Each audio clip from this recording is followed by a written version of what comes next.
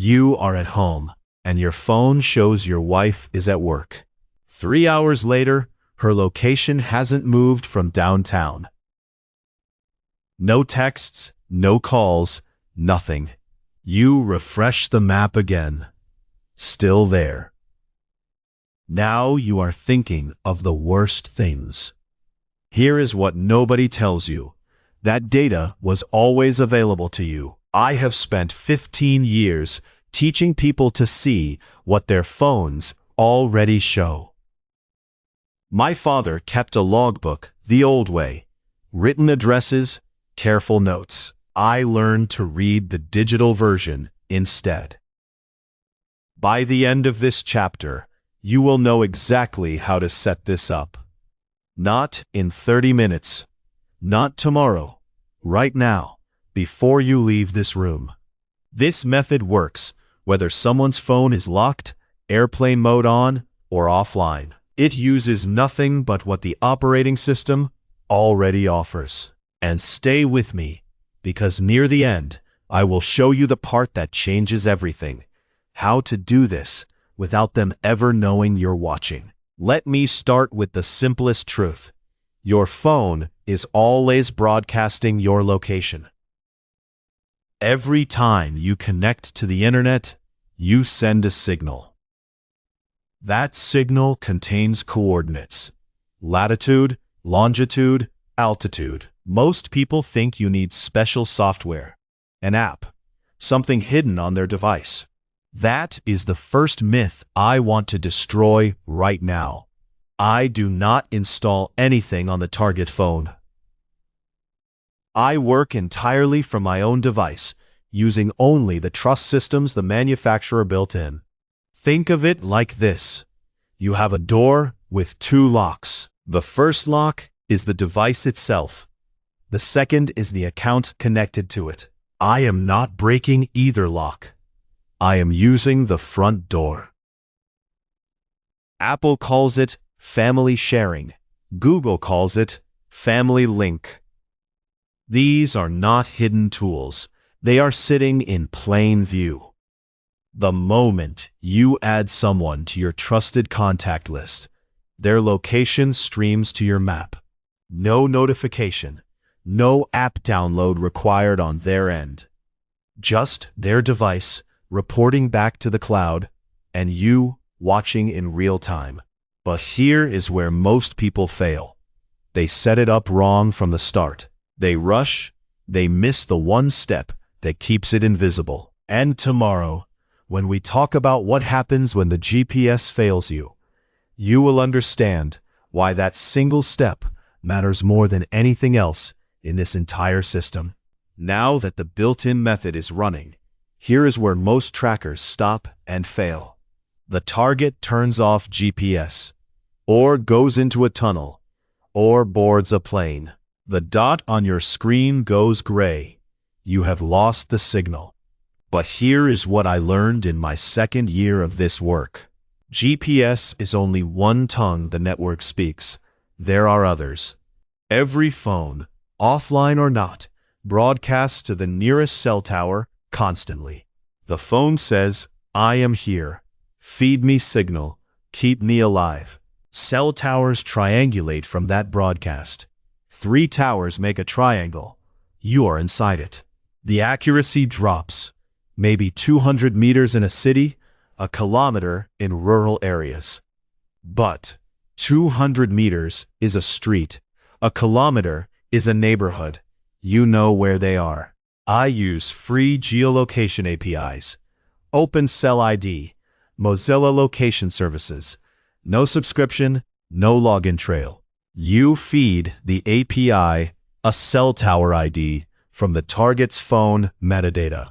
The API returns latitude and longitude.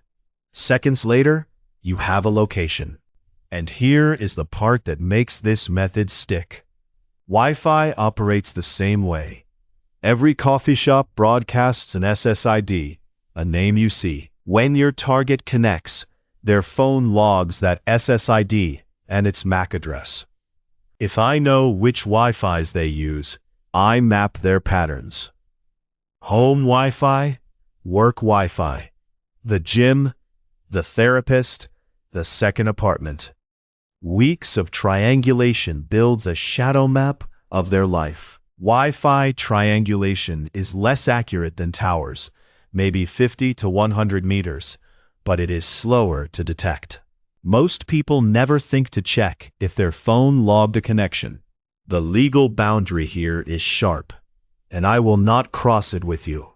But when GPS fails, the network fingerprint keeps working, day and night, offline or on. Now, the methods we have covered assume your target stays somewhat aware of normal apps.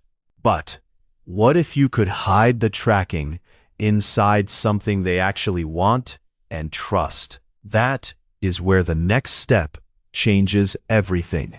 Wi-Fi triangulation has given you a location, but the target will notice the constant checking. Here is where most trackers make their mistake. They stay invisible. I learned this the hard way in my early years. The better path is not invisibility. It is permission. Permission you engineer into the app itself. Google, Family Link, and Life 360 are built for exactly this. They are legitimate apps, installed openly, used in millions of homes. But here is what matters. The target does not read the terms. You present the app as a family safety tool, nothing more. The parent wants to know if the child is safe. The app slides location tracking in as a checkbox buried in settings. You install it on their device during a quiet moment. They see the icon. Assume it is routine parental software. The tracking begins immediately, in real time, constantly. No suspicious background process. No hidden demon running unseen. The app is doing exactly what it advertises. But the target has no idea they are the one being watched. Life 360 offers location history going back weeks. Google Family Link logs every movement, every arrival, every stop. You can view the data from anywhere on any device. The genius is that the app is so ordinary. Every family uses it.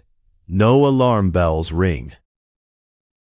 A notification arrives.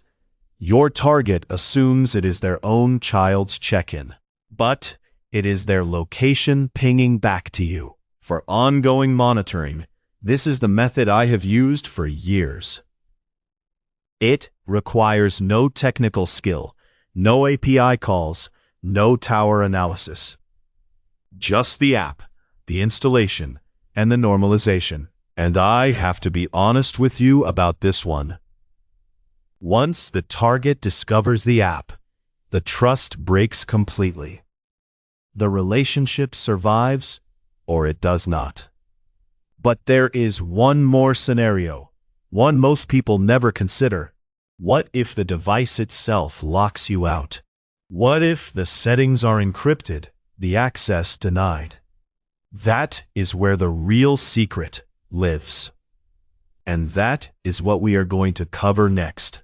With the Family Link app installed and normalized, you are watching real-time location dots refresh every few minutes.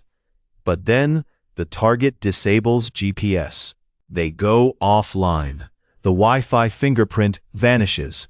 The API triangulation fails. You have nothing. This is where most people stop.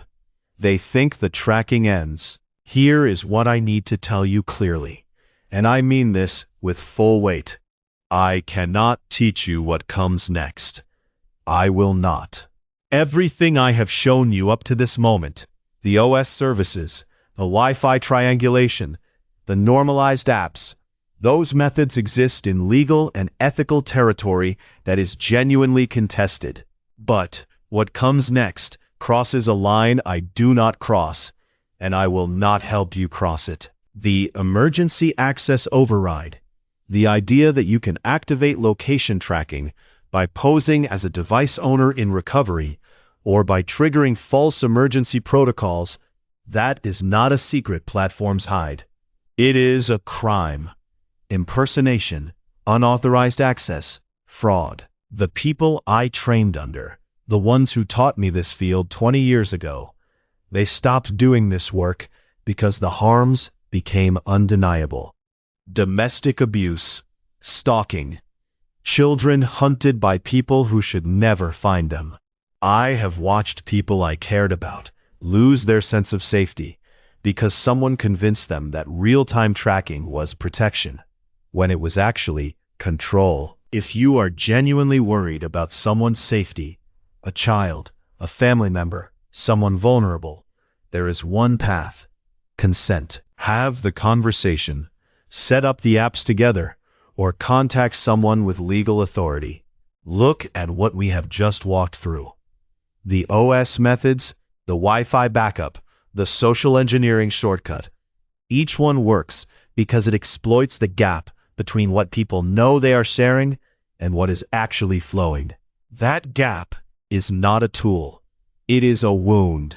The small payoff is this: if you notice location data in your own life, an app asking for family safety, a contact list syncing in the background, you now know what questions to ask.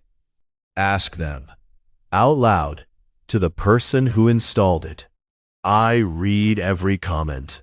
I want to hear, have you ever discovered you were being tracked? What did that moment feel like? Because that feeling, that betrayal, is what this technology costs.